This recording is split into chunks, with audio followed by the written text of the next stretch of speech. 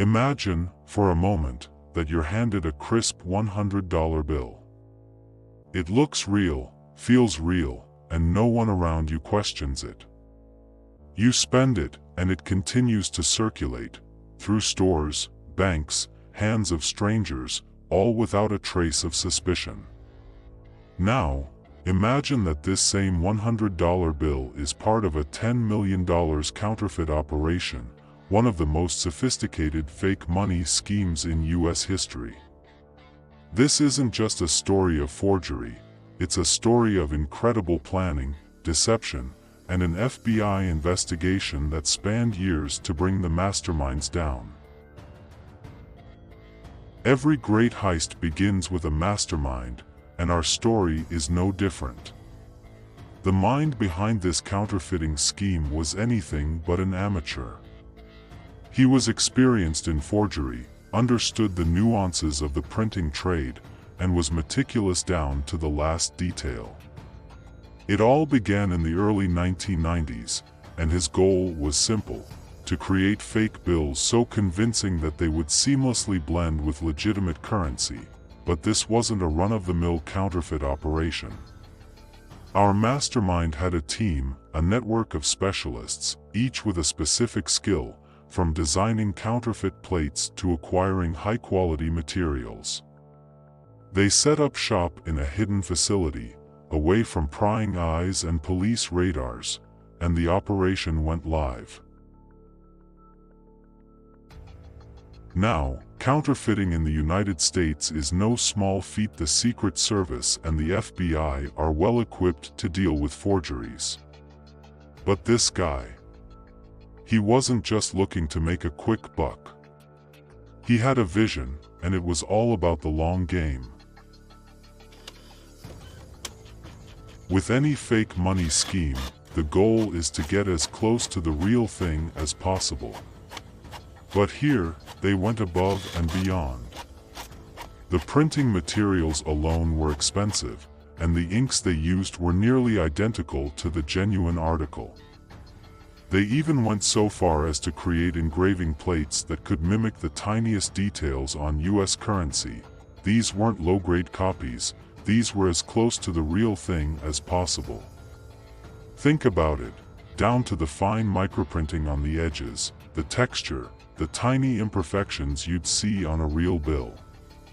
Each counterfeit bill took hours to perfect, but the team believed that the extra effort would help these bills pass undetected. They were careful to distribute only small denominations, mostly $10s, $20s, and $50s, knowing that larger denominations would draw more scrutiny. But this approach also allowed the money to blend into circulation more easily. They even replicated watermarks and security strips, features that were, at the time, considered nearly impossible to counterfeit. Once the bills were made, they were ready for distribution. But how would they get the money into circulation without raising red flags? They relied on a web of contacts, moving the counterfeit cash slowly across states, using small transactions in everyday settings, grocery stores, gas stations, and even some banks. From these points, the fake money spread out further and further. Each bill they passed had the potential to go unnoticed, blending into the hands of regular citizens and businesses, slipping past the first line of defenses undetected. The scheme was working. They were making serious money, real money, from the counterfeit cash they produced. But of course, no plan is perfect. Eventually, this trail of fake money started to catch up with them. Over time, as these fake bills started appearing in bank deposits across the country, financial institutions began noticing unusual patterns. They alerted the Secret Service and FBI, and an investigation was launched. But with millions of dollars in fake currency circulating, the challenge wasn't just to catch those passing it but to find the source itself, the investigation was grueling. Agents went undercover, tracked transaction logs, and followed the trail of counterfeit bills across multiple states. This wasn't just a case of finding a few fake bills. They were chasing ghosts, each lead ending with yet another fake bill passed by someone completely unaware of the con.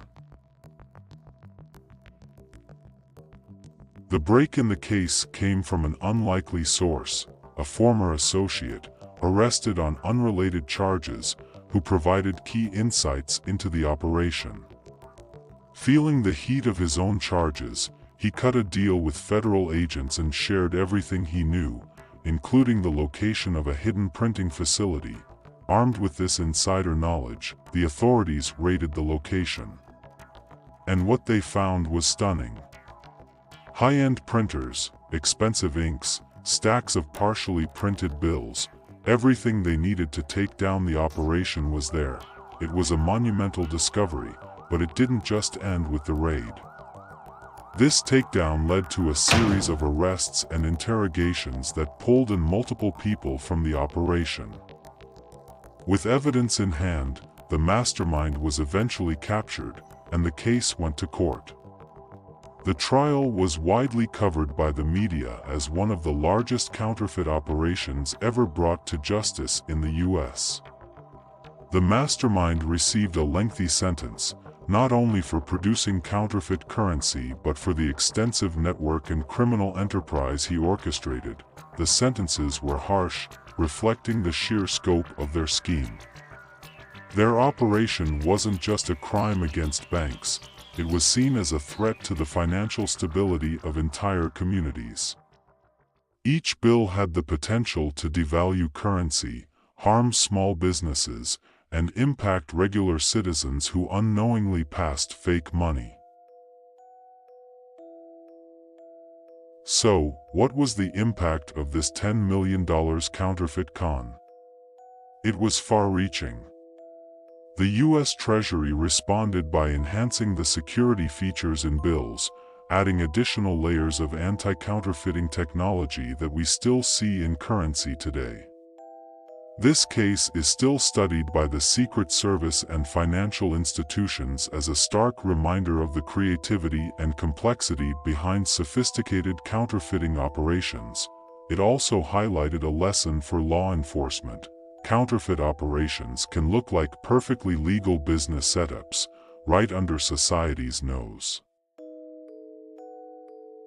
In the end, this elaborate con not only impacted the financial world but also set a precedent. It forced a re-evaluation of security protocols, highlighting that even a single fake bill could have rippling consequences. Today, we can look back at the $10 million counterfeit con as one of the most daring and educational counterfeit schemes in history. And that wraps up today's story. If you enjoyed learning about this incredible, high-stakes counterfeit con, don't forget to like, subscribe, and hit the notification bell for more stories of real-life intrigue, scams, and the criminals who thought they could beat the system. And now, I have a question for you. If you came across a fake bill, would you be able to spot it? Let us know in the comments below, and tell us what you'd like to hear next. Until next time, keep an eye out for stories of deception, because you never know what's real and what might be a counterfeit.